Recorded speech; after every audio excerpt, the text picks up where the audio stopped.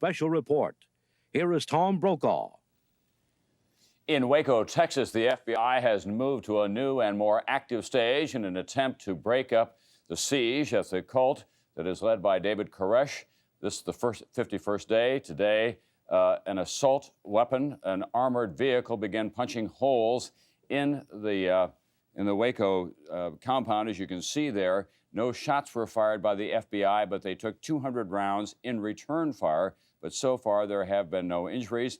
The FBI said, "We thought that this was the best way to prevent a suicide pact from taking place." At the same time, they have been filling the compound with tear gas. NBC's Jim Cummins is standing by there. He's been covering this story from the beginning, all 51 days. Jim, what's the strategy here?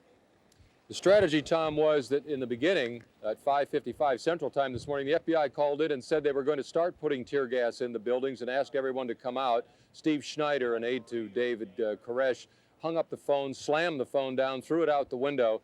When the M60, that big vehicle you saw, started to go in, that's when the gunfire started. So they started poking holes in the buildings, and they've been inserting tear gas, or CS gas, in all morning long. And the FBI spokesman Bob Rick says they plan to continue doing that indefinitely.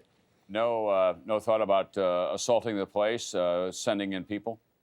He said that this is not an assault. He called it a tear gas assault, and was emphasizing the fact that that it's non-lethal doses of tear gas, because, as you know, there are 17 children in there. At one point, he said it appears the mothers in there do not even care about the children, and he found that to be disheartening.